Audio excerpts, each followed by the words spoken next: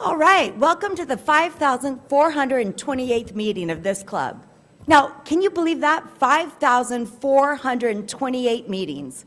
Almost our 110th year anniversary. It's great to see you all. Welcome to our Rotarians and our visiting guests. Please stand and join me in the Pledge of Allegiance. I pledge allegiance to the flag of the United States of America and to the republic for which it stands, one nation, under God, indivisible, with liberty and justice for all. Perfect, thank you. And thank you to the Unhoused Committee for being in the greeting line today, and for Brenda Sweeney for chairing that committee. I'm going to find those people that are in the food line. Okay. And what about that ELC video? I hope you all had a chance to take a look at that. That was absolutely incredible. And Carl Silker spent 15 hours of love and dedication to put that together for our benefit and the benefit of the kids. Thank you, Carl. And happy birthday to those celebrating between March 9th and March 15th. While we don't have any birthdays today, please be sure to wish everybody well and that they have a touch of magic on their special day. Now it's time for guest introductions. Please stand if you have a guest. And our traveling mics are with Johnny Camus. Johnny, I think this is like your 4th time. Run, Johnny, run. And Mark Silver. I think the mic, Johnny. Mark, would you like to give a brief introduction, please? Yes, just trying to help Johnny. The mic's over here. Okay. Oh, it's not Johnny. That I'm not going to get involved with. I'm Mark Silver, and a pleasure to be on the traveling mic today. I am the head of Hillbrook School, which is a JK-12. We have a JK-8 campus in Los Gatos and a brand new high school campus in downtown San Jose that is just a couple of blocks north of here. Wonderful. Thanks for having me here today. Thank you for being a member of the greatest club on earth. Johnny, brief introduction? My name is Johnny Camus, former council member of the city of San Jose, and now in Community Bank of the Bay, and Catherine Tompkinson sponsored me. Where is she? But Woohoo! somewhere over there. Okay. Nice to have you. Awesome. Leslie. Hi, Leslie Guardino with Canyon Snow Consulting, and my sponsor is the great Rod Diridon. Thank you very Rod much, Squad. Rod. Rod Squad, yes. And I have 2 guests with me today. The first is Lam Nguyen, who is the district director for newly re-elected Councilmember David Cohen, Chief of Staff. Right on. District director is what they say when he's in Congress, right? Sorry about that. And Allie Hughes, who is the government affairs manager at Canyon Snow Consulting. Now, Allie, I remember your red shoes from the Catalyzed Silicon Valley Awards ceremony. She has nice good to see you again. Okay. President Karen, I'm Yes, Norm Norm. Holberg with Valbridge Property Advisors. My guest is my excellent admin, Naisha Stafford, and Naisha is one of the cast of many people that stand behind others on the ELC committee and do the actual work, in her case, all the papers that go into the orientation meetings. So welcome. Thank you for that. And as you all know, the admins are the true power of an organization. They know everything. Yes. President Karen, Elizabeth Monley, and my guest today is my good friend Melody Walsh, who is a champion of the arts in San Jose. She works closely with Opera San Jose and Happy Hollow Park and Zoo. Wonderful. And if you ever decide to become a member, the Lee Weimers Committee is just for you. Yeah.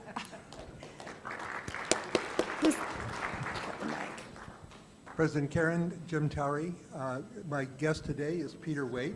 Peter is a newly retired Deputy District Attorney. He served 38 years in the District Attorney's Office, and during that period tried over 159 trials, a record that will probably never be broken.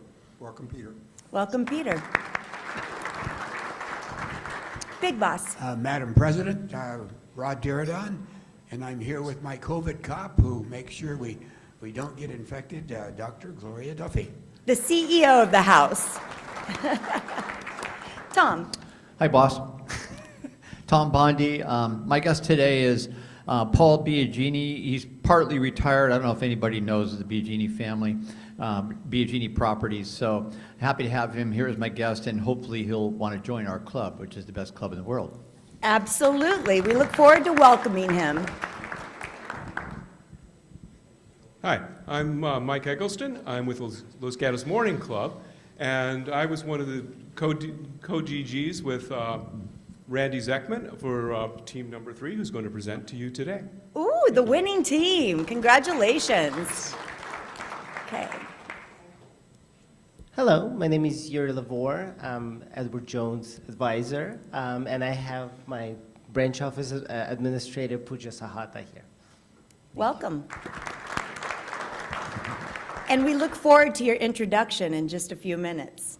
Deanna. Hi, President Kieran. Deanna Persai, College of Adaptive Arts. My sponsor was Kathy Kimball, who moved up to Washington State. And I have my sister Angel here.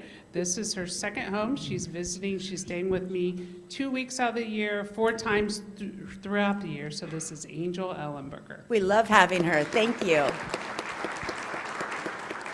All right. Oh, yes. Hi, I'm Joanne Smith from the Los Gatos Morning Rotary, here with Ed Stahl, a longtime member, and we are here to support our winning DG with his team, Mike Eggleston. So Los Gatos Morning Rotary is here to support. All right, we love it. Okay, great. Jen Simmons, make your way up to tell us about this wonderful experience and to introduce the winning team. Got 15 minutes. Good afternoon, everyone, and thank you, President Karen. It's my pleasure to introduce to you guys our winning teams this year for ELC. This is the 40th anniversary of ELC this year, and we do have one member who has been with us for all 40 years, Carl Silker.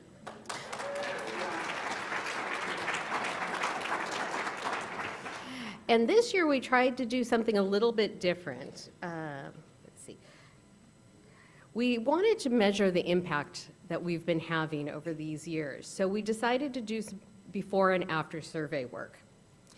And as you can see, we had an incredible impact. So we asked them about how much they knew about finance, marketing, CEO, human resources, and presentation skills before and then after. And as you can see, there was a tremendous amount of improvement. Overall, we had an 86% improvement rate for the students.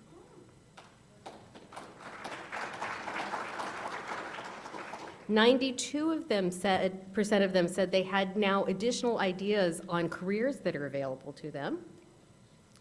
And then that the interactions that they had both with the Rotarians and other students was very positive, over 4.5.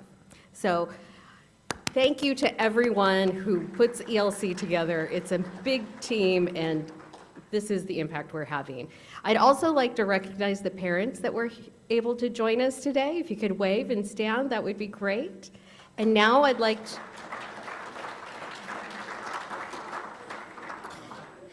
invite Team 3 up to present and tell us about PetLink.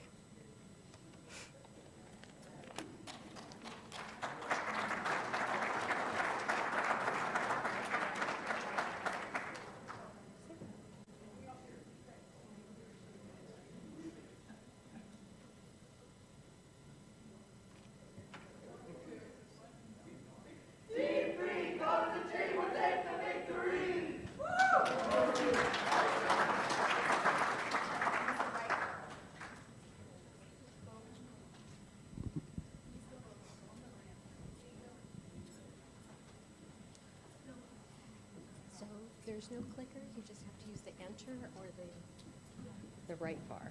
So here or there. And then do you want a separate mic or this one? Okay.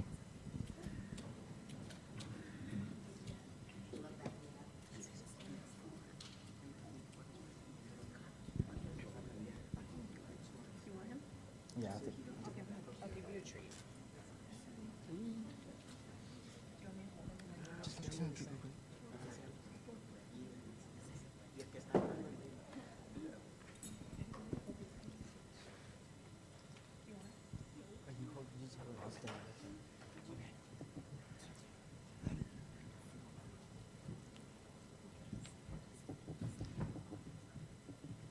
Good afternoon, everyone. My name is Fook Lee, and I'm the CEO of PetLink. Raise your hand if you own a dog or cat at home. Wow, that is a lot of you, so you guys are going to want to listen to this. We all know our pets hold a special place in our hearts. They're not just our pets, they're our loved ones, our family. But I was thinking, if they're our family, shouldn't we be able to understand them? Imagine that. Imagine your pet speaking to you in your own language. First off, everyone say hi to Lucky, our 9th member. With our product, you guys are going to know exactly what he's saying. Gee, Lee, that was a really good idea. And luckily, here at PetLink, we've been able to make this a reality. Hi, my name is Landon Trin, PetLink's co-CTO. And by combining both comfort and quality, PetLink utilizes various different sensors to monitor your pet's health, including things but not limited to hormone levels, glucose levels, and blood pressure, all while giving you the opportunity to track your pet's location in real time. All of this in a single water-resistant, tear-proof, adjustable nylon collar. In addition to this, PetLink utilizes an international pet health database, where it compares your pet's health to other pets from around the globe of similar species and age. So if anything is out of the ordinary, this information is instantly sent to your veterinarian and you as the owner, so you can know any possible at-home remedies you can take or any possible diagnoses. Now, off to my better half, co-CTO Chris. Thanks, Landon. As he said, I'm PetLink's co-CTO. So all of the data points that he mentioned don't only get sent straight to your pet's healthcare provider. They also are sent directly to the PetLink mobile app, which we have developed, and it will automatically link to your PetLink collar upon your purchase. But I want to emphasize this. This is not just your ordinary collar. Along with all the health information that Landon provided, we also utilize state-of-the-art, brand new pet translation technology. Now, for example, the way it works is quite simple. It'll take the pitch of your animal's barks, meows, or whimpers, and using that, it will detect it and inform you of your pet's mood and exactly what they're trying to tell you, word for word, or should I say, woof for word. Now, for example, your pet could be barking at you and you don't know why, but luckily the PetLink can help you with that. Now, he could be saying, I'm hungry, give me some food, or he could be saying, your homework was delicious, thank you. Either way, the PetLink will strengthen the bond between you and your furry friends much more than you would ever have without this product. Now, I know all of this sounds great, but how exactly are we planning to market this to our consumers? Well, I'm glad you asked. Hi, my name is Eddie. I'm our Chief Marketing Officer. For year 1, our target market would be boomers. For year 2, our target market would be Generation X. And for year 3, our target market would be all pet households in America. The way we plan to target for year 1 would be through satellite ads, mainly using TV channels that like run back shows from like 60s and 70s, like a nostalgia channel. For year 2, we would implement our social media aspects such as Facebook, because most Generation X is on Facebook. I know most of you guys got Facebook. And for year 3, that's when we would use viral apps such as TikTok, because who isn't on TikTok? Everybody got TikTok. Our competition is DogTrack, Trackive, and Apple's AirTag. All 3 of these just offer a GPS tracking service, while ours is a 3-in-1. What do I mean by a 3-in-1? Well, I mean our pet vital tracking service, our GPS location service, and like you said, our innovative technology such as our translation service. Our marketing strat, like I said, was satellite TV ads and social media. And by year 3, we would like to have 30% of the market share for a market that's worth over $5 billion worldwide. Now that we got marketing out the way, I know you guys want to know about the sales. Well, I'm glad you asked. My name is Guadalupe Silva, and I'm the Chief Sales Officer here at PetLink. Now, to start off, the cost of production will be $85, and we will be pricing our product at $120. Now, for just $30 a month, you may be able to purchase our unique translating system through our app. This will ensure our constant revenue flow. As well, we will be offering a free 1-month trial subscription with the purchase of every collar. This will help us to project exponential growth. Now, Moving on our first year, we will be expecting to sell over 55,000 units and 30,000 subscriptions. Fast forward to our third year, we plan to sell over 350,000 units and sell over 300,000 subscriptions. In our first year, we will only sell online. Now, our second year and further on, we plan to partner with various pet companies such as Petco and PetSmart to ensure that our product is sold at every pet store. For our customer support, we're going to show our customers that we have a 24/7 customer support line through our app as well as a call center. And we will offer a free 1-year warranty with the purchase of every caller. Now, let's talk about the money. Show me the money. Well, since they asked, hi, I'm Maya Alvarez and I'm the CFO here at PetLinks. First, to talk about the money, let's talk about our available market. Our available market in the United States alone is over 90 million households that have pets, and those households spend on average $136 billion a year on their pet. Within that margin too, the owners of a cat or a dog spend approximately $2,000 every year on their furry friend. Now, if we look a little deeper into the numbers, you can see that on our projected profit and loss for the first year, we're projected to make about $6 million in collar profits, $10 million in subscription sales, therefore making our total cost for our total sales for the first year approximately $16 million. However, with every great product, you have to spend the money to make it. So our first year cost of goods is about $7.5 million, therefore making our gross profit for the first year $9.3 million. And if you look at our year 3, you can see that our gross profit goes up and we actually have $133 million for our gross profit. Now, if we look at it in a little bit closer, we have the total overhead costs such as rent, shipping, and accounting, and so on. And our total overhead cost for the first year is approximately $9.6 million, therefore making our net income after tax negative $371,000. However, if you look at our year 3, you can see that our total operating cost is $13 million, and our net income after taxes is actually $71 million just for the first 3 years of our business being open. Now that we learned about the money, let's get into the structure of our company and how it stands. Hi, I'm Ditya and I'm COO. We utilize a hierarchical business structure with the CEO at the top directly communicating with the CFO and the COO, then the rest of the chief executive staff and the employees. In this structure, the decisions flow down, but the information flows up. But to streamline this process, we will be having weekly meetings with all of the chief executive staff. In addition, since we're a relatively small company, employees will be able to go directly to the CEO with their opinions and beliefs. In addition, we hold ourselves to an extremely high standard here at PetLink.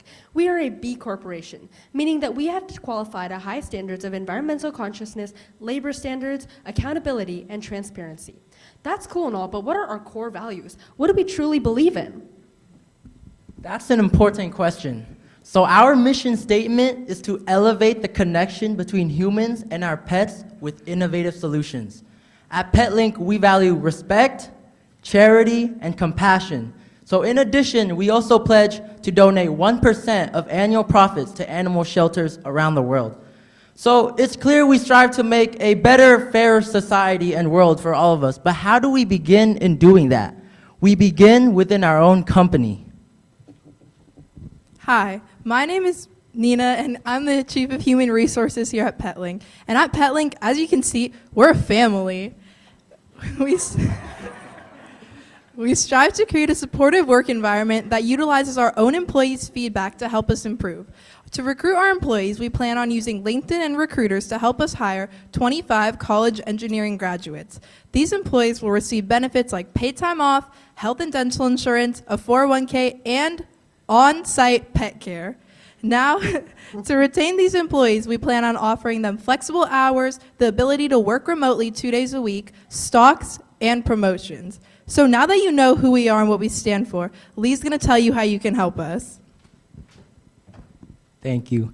As you guys know, we have a revolutionary product on our hands. Our journey towards revolutionizing the way we connect with our pets is just beginning, and we want to invite you to be a part of it. With your investment of $15 million for 15% of our company and a huge IPO within the next 5 years, together, we'll create a world where the bond between you and your pets have no limits. Thank you, guys.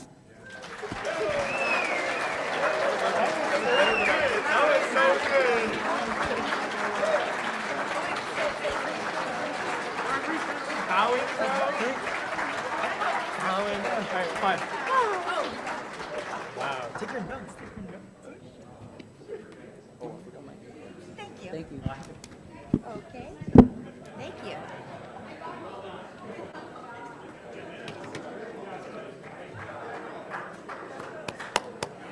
I can see that the future is in very good hands. Congratulations on your win. Well, and a big note of gratitude to all the Rotarians who participated in ELC with the 96 students. You helped them grow, you helped them thrive, and Jen, you of course made my heart skip a beat with your data. 86% is statistically significant. Great job. Sandra, come on up and tell us about the blind taste testing. Well, it's kind of a hard act to follow them, right? So I'll make it really quick. I really need you guys to save the date. April 30th, wine blind tasting is happening again. Culinary Hospitality Committee is putting on an incredible event. 5 o'clock till 7 o'clock in the evening. We'll send you more information. Actually, there's a live link, right? There's a live link on our bulletin. Go in, donations $100. It's going to be amazing. Same format we've had in the past. 15 teams. We're going to taste delicious wines by the bird of Joseph George, excuse me, and it's going to be held at Joseph George Winery in Willow Glen. And Carl, I see you in front of me. You want to say anything about the event? I've never won. Thanks. How about you, Jay? I know you're here. Can you do better than Carl? Jay, where are you? It's awesome, okay? All right. Delicious. You should go. So it's a little bit of mixture of wine, poetry, a lot of fun, and great eats. So please be there April 30th, and keep an eye on the bulletin. Thanks so much. Come on, Larry. What could be better? Alcohol and Rotarians having a great time. I love it. All right, it's that time in the program for a new member introduction. Larry Kiekler, come introduce Yuri.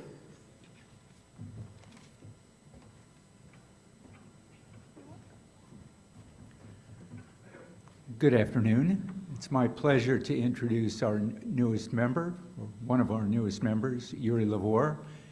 Yuri came to the United States with his mother and father when he was 13, came from Ukraine, ended up in the San Jose Campbell area.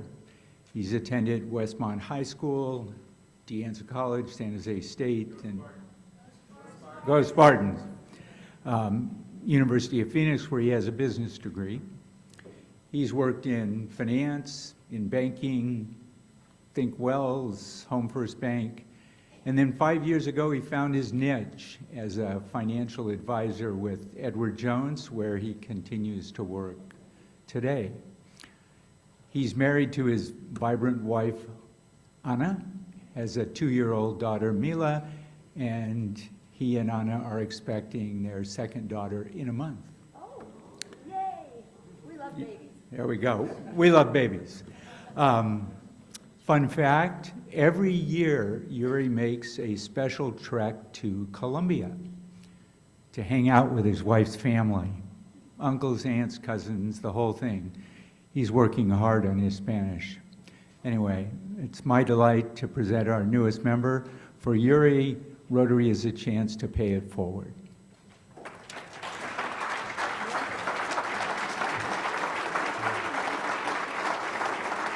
Thank you very much, Larry. You are so kind, and I couldn't be more honored and feel more welcomed than I've ever been in any club. So Thank you for the opportunity. I met some of you, and I look forward to meet all of you throughout our time here.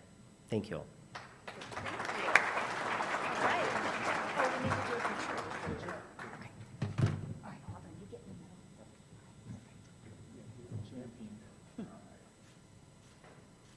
Thank you. All right, we love that time in the program. And Yuri, Nicholas Adams, one of our other members, has young children too, so you should bring your kids to our fun events. All right, Brian Adams, tell us about the winners. All right. Oh, got to get caught up there. Hold on, there you go. Hi, everyone. How about those Oscars, huh? By the way, that was a great presentation by the ELC kids. I don't know about you, but I'm in the mood for a good belly rub right now. So, although I thought it was strange, given the product, that you were going to use TikTok for that, because usually ticks and animals don't mix. Okay, moving right along rapidly. Wow, they turn quickly on you, don't they?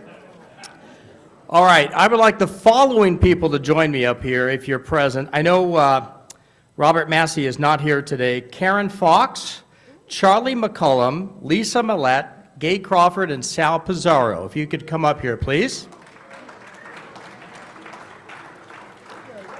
By any chance, is Steve Sosnowski here today? Is Steve here? Okay. So here's the deal. No one accurately got 100% on this Rotary ballot, the Oscars ballot. However, these folks each scored, they only missed 3. Okay, so these are the finalists. All right, so let's show some love for them. Congratulations. So I'm going to let you folks choose. You can have one of either those LP soundtracks and a statuette or a clapboard as your finalist.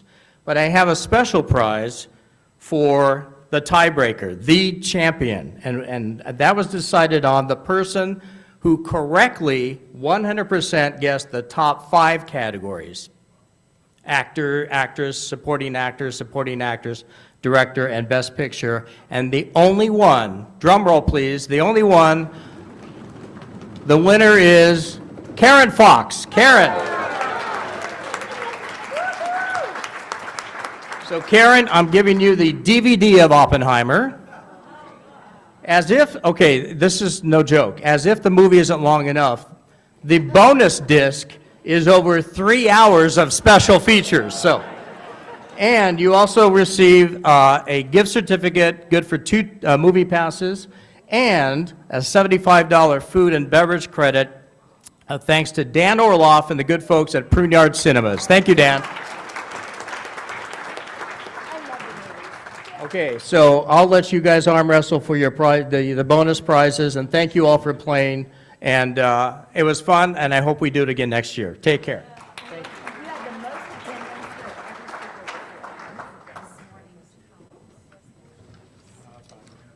So fun fact, when you look at the attendance for the programs this year, Brian Adams' program had the greatest number of people participating, because we love him. Thanks again, Brian.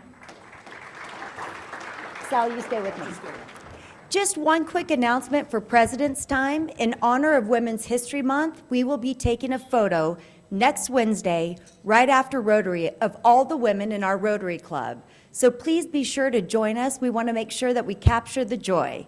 And that's next week after Rotary. Thanks again. And now Sal is going to walk us through our 110th anniversary and the significant impact we've had on our community and beyond.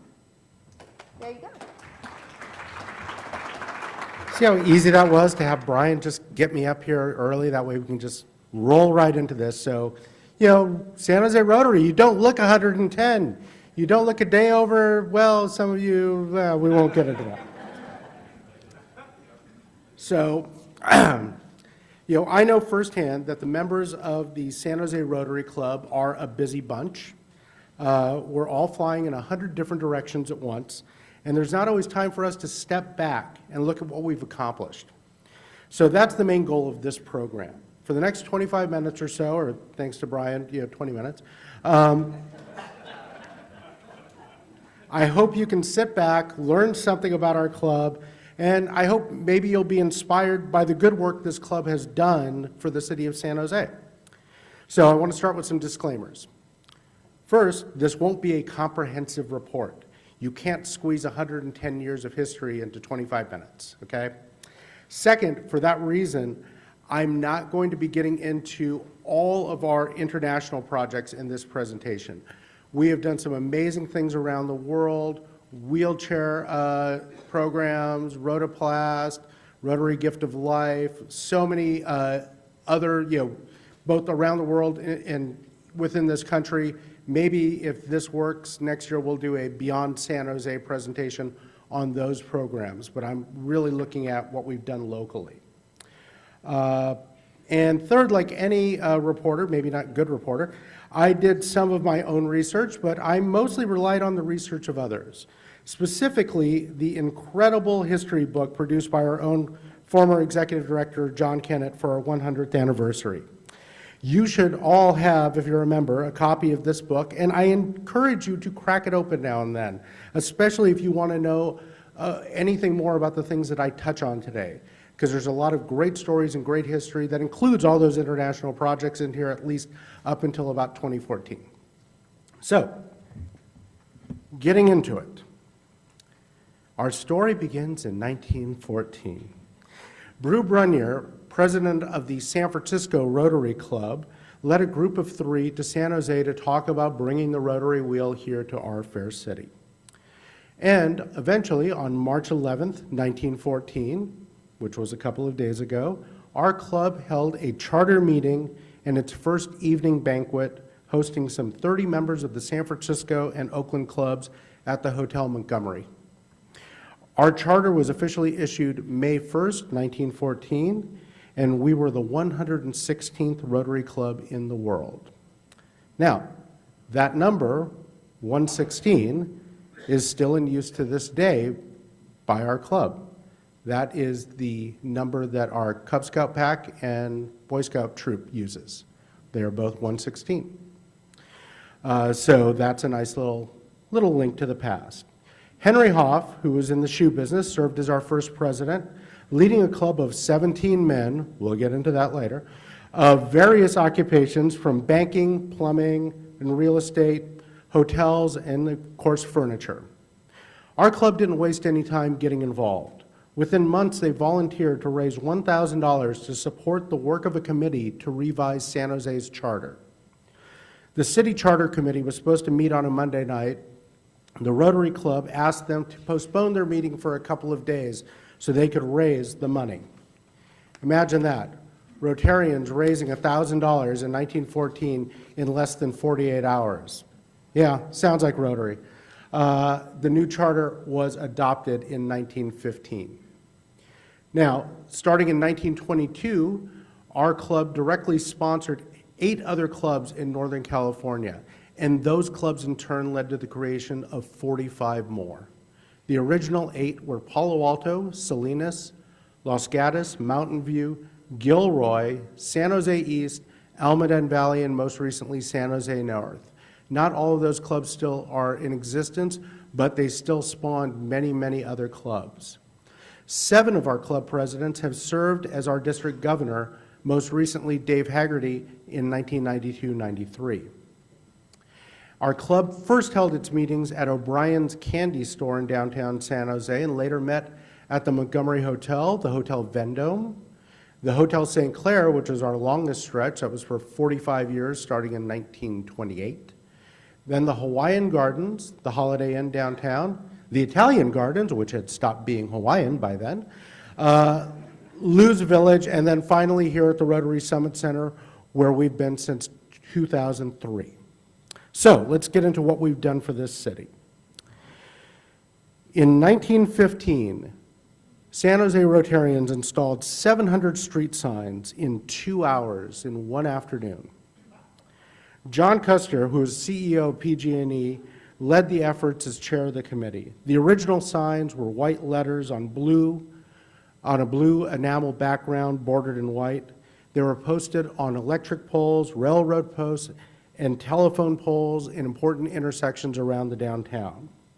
The whole thing was actually recorded with a movie camera, and the film was quickly developed that same afternoon in time to show the efforts at the Liberty Theater that night.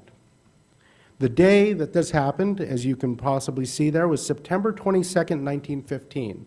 And to save you from having to look it up, yep, that was a Wednesday. Throughout the 20th century, our club has contributed structures that have stood the test of the time in San Jose, including the fountain at the Municipal Rose Garden and the Rotary Ryland Pool. Our club installed a half-dozen wrought iron and porcelain drinking fountains downtown in 1922. Can't really find those anymore, though. And in 1941, Rotarians joined with members of other service clubs to build a hospitality hut for the USO on the southern end of what is now Plaza de Cesar Chavez.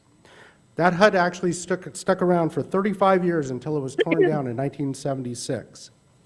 But we made up for it. That same year, the club raised $2,700 to purchase the Jaws of Life for the San Jose Fire Department. First time they were able to save people's lives with those, and the day we got them, they used it twice. Traffic wasn't so good back then in the 70s, I guess. Of course, we've also made big contributions to Santa Clara County organizations like the Boy Scouts and the organization that became Via Services. The club has also contributed to both the history of San Jose and historic preservation. Rotarians helped bring the San Jose Airport into existence, and were also helped with the development of Happy Hollow Park and Zoo and Alum Rock Park. In fact, the club held a barbecue at Alum Rock Park in 1932 in hopes of promoting those efforts. I'm really glad that we don't do that anymore. If you've been on that drive, it's not fun. It'd probably be worse coming down after one of our barbecues.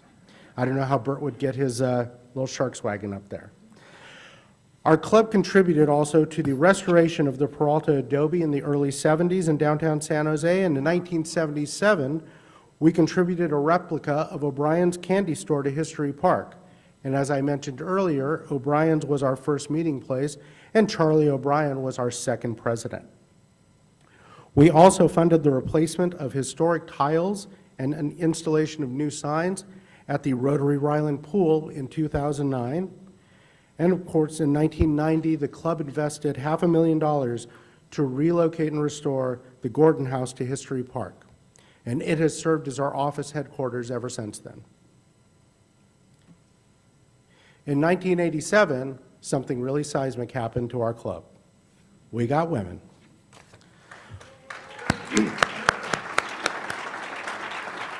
One of the best things our club has accomplished in its history was the introduction of women in 1987. This followed a debate in 1985 and a Supreme Court decision in that same year of 1987. Our first 6 women members were all brought in together, and they were San Jose State University President Gail Fullerton, Plaza Bank President Pat Lowell, Marilyn Morgan, a partner with Morgan, Morgan and Towery, Beth Morning, CEO of the San Jose Hospital Foundation, Joan Platt, a partner with Coopers and Lybrand, which is now PwC, and Cynthia Schuckler, CEO of what is now Via Services. We have since then had 7 women serve as president of our club, including President Karen Philbrick, and our 8th starts this July with Heather Lerner. And I don't think I have to tell this group that, of course, women have contributed an amazing amount to our club in their time, talent, and treasure, and have been behind some of the most important initiatives that we've done over the past 35 years, and I'll be mentioning a few of those coming up. So, our club has continued to make a big impact on our community. As we heard today, the Enterprise Leadership Conference, which is still going strong, started in San Jose as Camp Enterprise in 1984. This was a national program that started in the late 60s that we finally got here. This is the 40th anniversary of the Youth Business Leadership Program, and we're thrilled that it is still continuing. We also invested $1 million in this banquet hall that you're sitting in now, the Rotary Summit Center. We have a lot of years remaining on our use lease here, and while this is a dramatically underutilized building right now, in its first 20 years of existence, this was a premier location for wedding receptions, business meetings, and nonprofit events. We hope we can bring more people into this building in the future and that they can be proud to say that they came to the Rotary Summit Center. For our centennial in 2014, President Carl Salas revived the downtown fireworks show to the delight of tens of thousands of people in our community, and we've continued to be involved in fireworks for the 4th of July ever since. Our centennial project was the Rotary Play Garden, which was inspired by President Julie Matsushima and her family.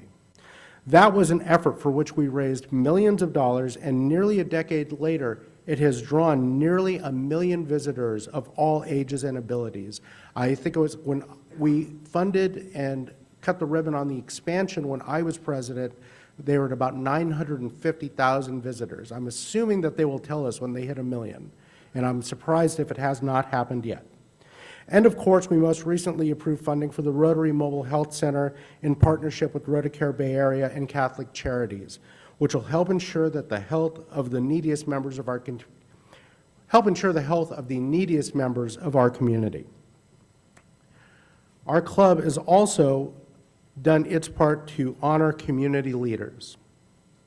We have been able to contribute to the honoring of community leaders throughout our history. In the 1970s, we were responsible not only for the landscaping around the Center for the Performing Arts, but Rotarians were the ones behind the installation of the Benny Bufano bear statue that honors Don Goldine, who was one of our past presidents.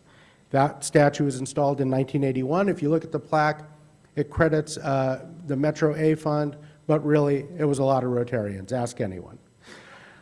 Our club also made possible the Shirley Lewis Sculpture Walk in the Guadalupe River Park.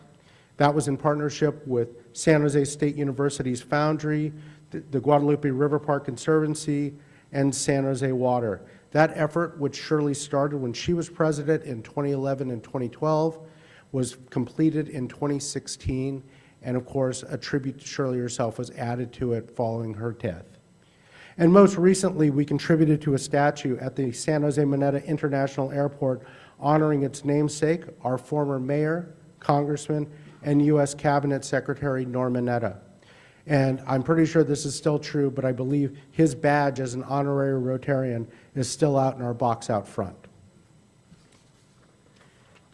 And of course, that effort, our own past president, Rod Diridon, was a major part of that effort. So thank you, Rod. So, what's next? What will our club accomplish in the next 10 years or the next 110 years? That's up to you, me, and the members who follow us. Our city continues to have challenges and continues to strive for improvements on many fronts. But Rotary can be part of that solution. I want to read to you and go back to 1915 when Rotary installed street signs in the city of San Jose. A week before that happened, this article appeared in the San Jose Mercury News. The headline says, Rotary Club undertakes work of improving the city's street signs. Residents of San Jose are probably unaware that for some time past, a small group of citizens has been sparing neither time nor trouble in an effort to improve our system of street signs, and their cordial thanks are due to the energetic Rotary Club and its popular president, Charles O'Brien, for undertaking of their own accord a much-needed work. That is a long, weirdly written sentence, but it's true. It appears that some 4 months ago, the club was receiving numerous complaints about the difficulties of finding one's bearings in the city. The subject appeared to warrant proper attention, and it was handed over to the Civic Committee for consideration. The committee decided that if they could persuade the City Council to provide a certain number of signs, the club would undertake their installation.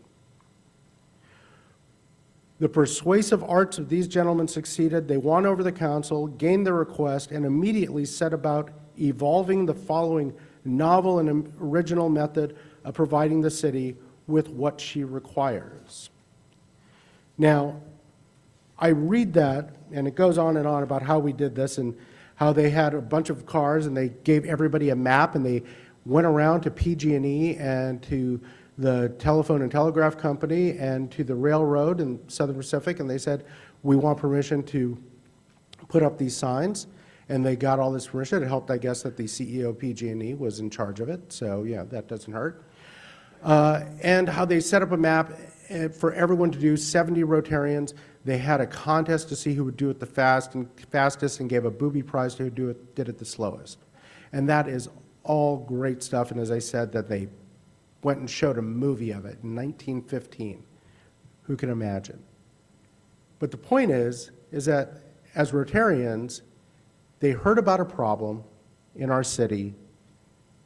They gave it to one of their committees to fix, and the committee got around to it and said, we're going to do the work with the permission of the city. That's something we still do today, but perhaps not as often as we could.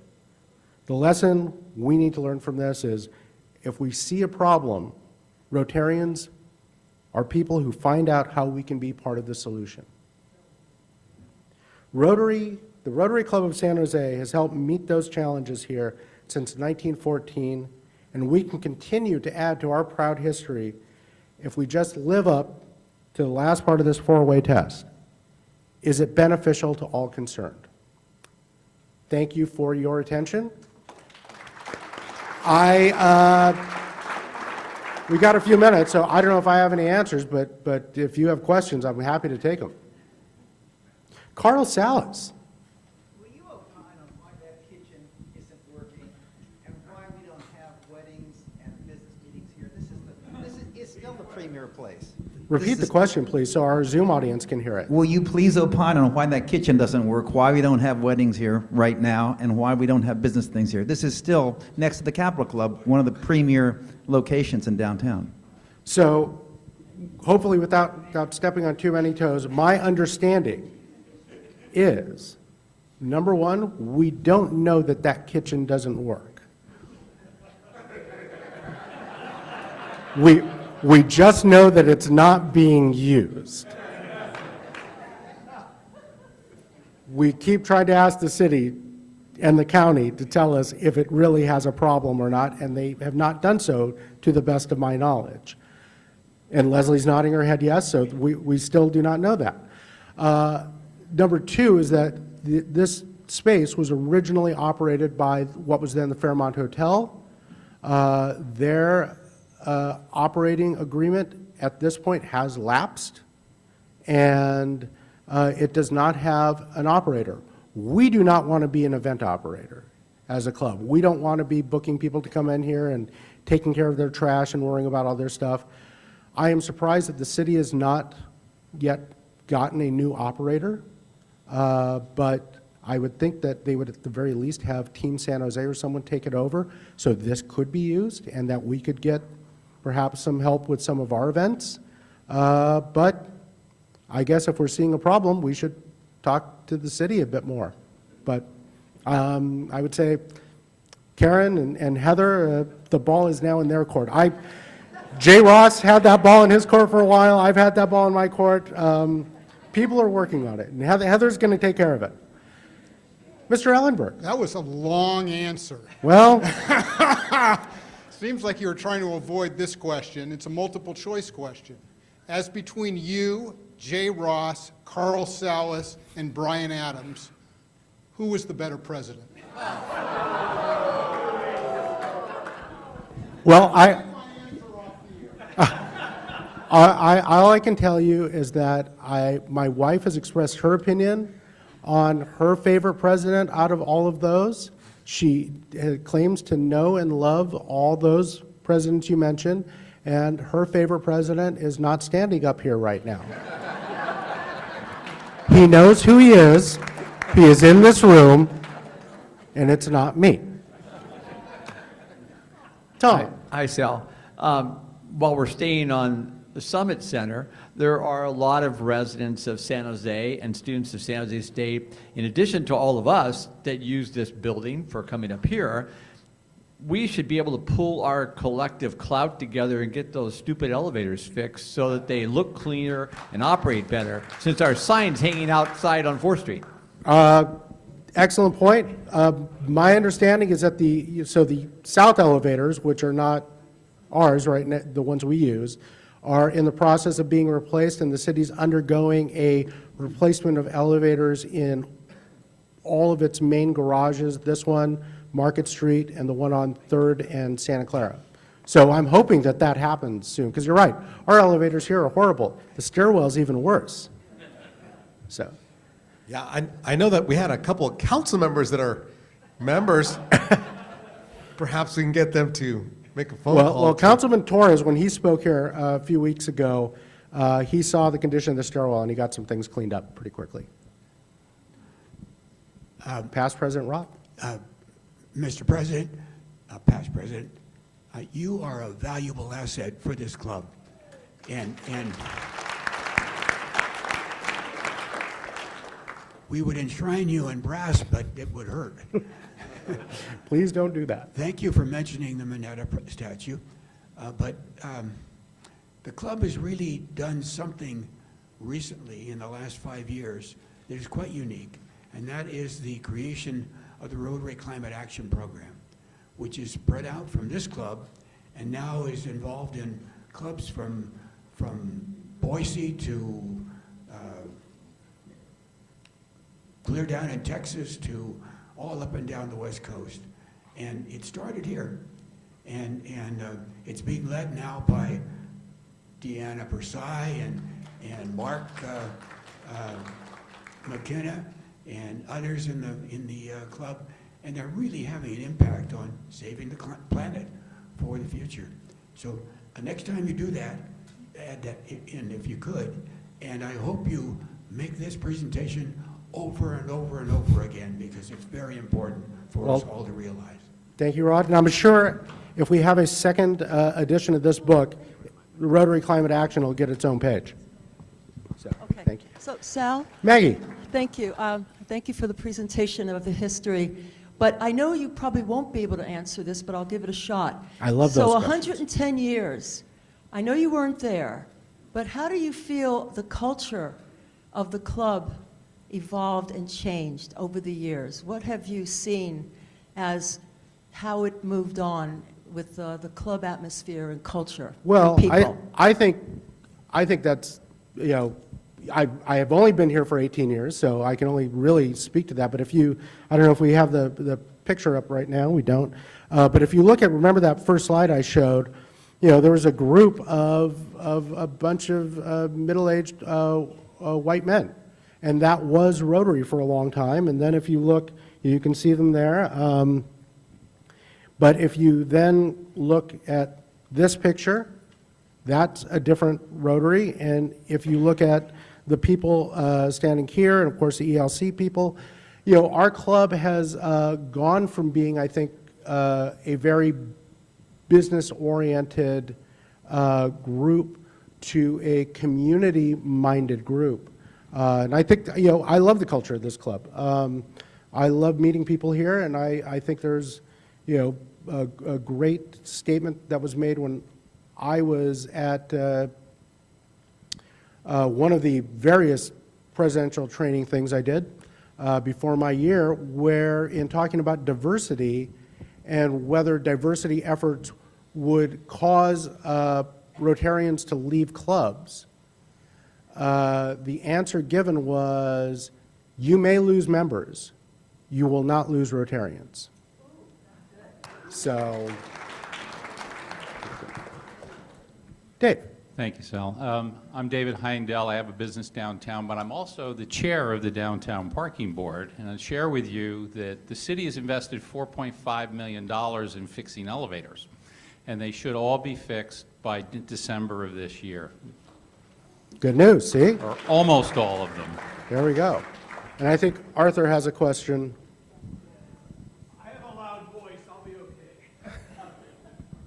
Do you know whether the county has even been, do you know whether the county's even been approached to investigate what's going on with our kitchen? Do you know whether they've even been approached? I know that they have been.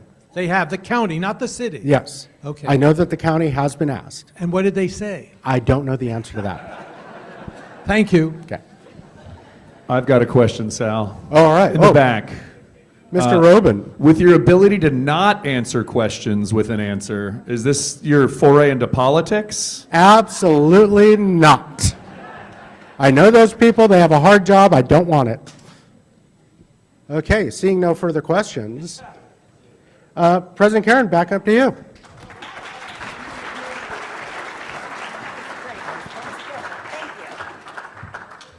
So of course, you know I love numbers and I love data. So you said that...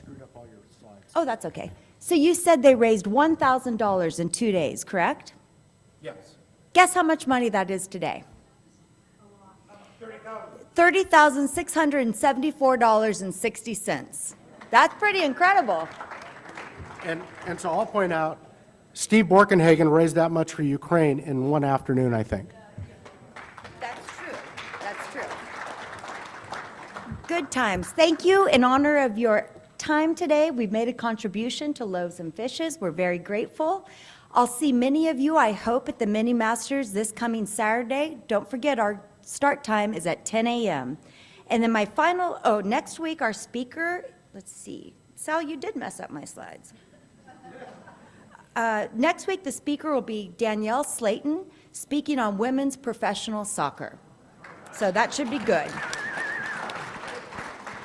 And I would say that the culture of Rotary has changed in the last 15 years that I've been in it to be more inclusive and to create a sense of belonging. And I, for one, have enjoyed watching our evolution and look forward to strengthening our numbers into the future.